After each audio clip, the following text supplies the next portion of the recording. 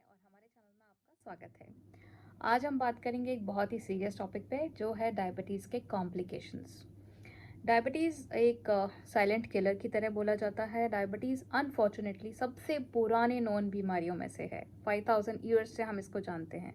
इसका इंसिडेंस हमें वेद में भी मिलता है, अपने आयुर्वेदिक टेक्सचर में भी मिलता है, दूसरे कल्चर्स में भी सब जगह इसका जिक्र आता है। लेकिन इतने सालों से जानने के बाद भी ये ट्रीटेबल नहीं है। इसको हम एराडिकेट नहीं कर पाए हैं, इसको हम रोक नहीं पाए हैं, क्योंकि हम इसके रूट कॉज पे काम नहीं करते। हम डायबिटीज़ को कंट्रोल करने की कोशिश करते हैं, मैनेज करने की कोशिश करते हैं। बेसिकली ये एक प्रोग्रेसिव क्रॉनिक डिजीज़ की तरह डिफाइंड है WHO के उसमें। तो अगर आप डायबिटिक हैं, अगर आपने मेडिसिन लेनी स्टार्ट करी हैं, तो आपको ज़िंदगी भर वो दवाइयाँ लेनी है जिससे आपका ब्लड शुगर लेवल कंट्रोल में रहेगा। ये सब होने के बाद भी चीज़ यहाँ पे रुकती नहीं है, बिकॉज अगर आपको एक बार डायबिटीज़ है तो आपके दूसरे कॉम्प्लिकेशंस होने के चांसेस बहुत ज़्यादा बढ़ जाते हैं। तो लेट्स ट्राई टू अंडरस्टैंड कि क्या क्या चीज़ों का प्रॉब्लम आ सकता है। आप डायबिटिक हैं, आपकी फैमिली में कोई है, आपके नॉन किसी में है, तो आपको समझना चाहिए कि क्या प्रॉब्लम आ सकती है और उसको किस तरह से हम सॉल्व कर सकते हैं, उसको किस तरह से हम मिनिमाइज़ कर सकते हैं। तो सबसे पहली चीज़, हार्ट की प्रॉब्लम्स 3 टाइम्स ज़्यादा बढ़ जाती है एक डायबिटिक में। मतलब उसके चांसेस होने के चांसेस 3 फोल्ड ज़्यादा बढ़ जाते हैं। अगर आप डायबिटिक हैं तो 75% लोगों में हाइपर टेंशन भी बढ़ जाता है। तो ऑलरेडी आप डायबिटीज़ के साथ साथ बीपी की दवाइयाँ भी लेना शुरू कर देते हैं। उसके साइड इफ़ेक्ट प्लस इसके side effect, then cholesterol level काफ़ी बढ़ जाता है। अगर कोलेस्ट्रॉल बढ़ेगा, स्टैटिन आप ले रहे हैं, तो आपका कोएंजाइम Q10 कम हो जाता है। मेटफॉर्मिन 3 साल से ज़्यादा ले रहे हैं तो आपका B12 लेवल कम हो जाता है। ये सब साइंटिफिक रिसर्च स्टडी पेपर्स में प्रूवन है। उसके बाद अगर आप आइए तो बीइंग अ फीमेल हमारे डिप्रेशन के चांसेस बढ़ जाते हैं। अगर कोई इंसुलिन पर है डायबिटिक फीमेल, तो 53% रिस्क फैक्टर उसका डिप्रेशन का बढ़ जाता है। फैटी लिवर का सबसे मेजर कॉज है diabetes, non alcoholic fatty liver का। उसके अलावा एम्पुटेशन का one of the major reasons है डायबिटीज़। हीलिंग प्रोसेस बहुत स्लो हो जाती है। अगर आपको कोई घाव हुआ, अगर आपको इन्फेक्शंस के चांसेस बढ़ जाते हैं, आपका पोस्ट ऑपरेटिव रिकवरी जो है वो बहुत स्लो हो जाती है। किसी भी चीज़ में आपकी बॉडी इतना अच्छे से रिकवर नहीं कर पाती है। उसके बाद फिर ब्लाइंडनेस का एक मेजर रीज़न है डायबिटीज़।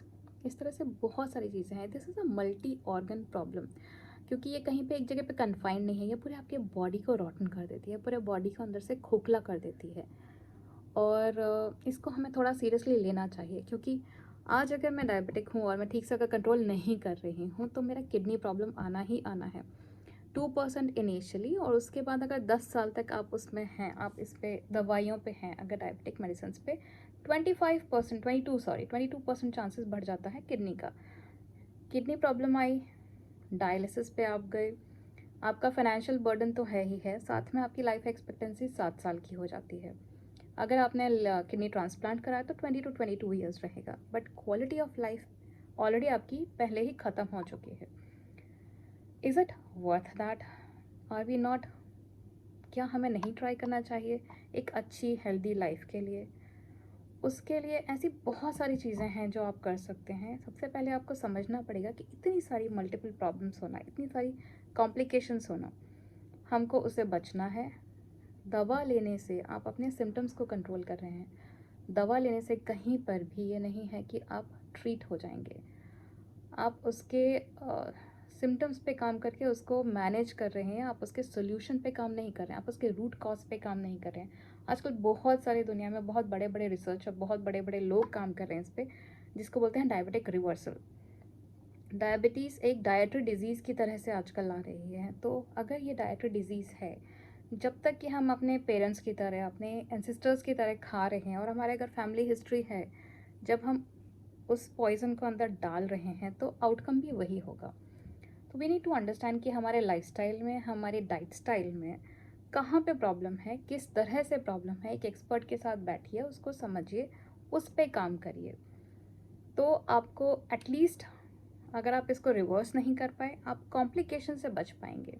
कॉम्प्लिकेशन से बचना भी एक बहुत बड़ी चीज़ है, क्योंकि कम से कम आप एक के बाद दूसरी, तीसरी, चौथी, पांचवी बीमारी पे नहीं जा रहे हैं, आप एक जगह कंट्रोल कर रहे हैं उसको।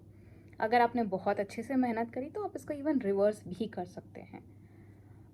इनिशियली जब प्री डायबिटिक स्टेज होता है तो वहाँ पे बहुत इजी होता है इसको वापस करना, और हम लोग इसको बिल्कुल भी सीरियस नहीं लेते। हम वेट करते हैं कि जब HbA1c 6.5 हो, जब हमारी दवा लेने की स्टेज आ जाए, तब तक ऑलरेडी काफ़ी डैमेज हो चुका होता है बॉडी में, काफ़ी चीज़ें ऑलरेडी ख़राब हो चुकी होती हैं और वहाँ से थोड़ा ज़्यादा टाइम लगता है। इसलिए बेटर है कि प्री डायबिटिक स्टेज पे आप बहुत अच्छे से काम करिए। अगर आप डायबिटिक हैं तो थोड़ा और ज़्यादा सीरियसली लीजिए, इन चीज़ों को समझिए, इनको सॉल्व करने की कोशिश कीजिए। सोल्यूशन एक्सपर्ट्स के साथ बैठ के करिए। Please don't Google, because Google कोई सोल्यूशन, गूगल एक जेनरिक उसमें काम करता है। हर किसी की बॉडी डिफरेंट होती है, हर किसी के लिए सोल्यूशन डिफरेंट होता है, और गूगल पे बहुत सारी चीज़ें होती हैं जो आपको एक एग्जैक्ट चीज़ नहीं बताएगी। तो don't try to self medicate, don't try to try to solve the problems on your own. Meet your doctor, talk to them, meet your nutritionist, meet your diabetic educator. उन लोगों के साथ बैठिए, थोड़ा इस पे काम करिए, थोड़ा इसको सीरियसली लीजिए और अपने कॉम्प्लिकेशंस को अच्छे से हैंडल करने का कोशिश करिए। We can help you out. हम आपको इस जर्नी में कहीं भी किसी भी पार्ट पे हेल्प कर सकते हैं। हमको ईमेल करिए, हमें फ़ोन करिए, हमारे कमेंट सेक्शन में करिए, and we will be more than happy to be with you in this journey. Thank you so much for watching. If you have any questions, do ask us. Be free to contact us anytime, and we are here for you. Do keep visiting. Thank you.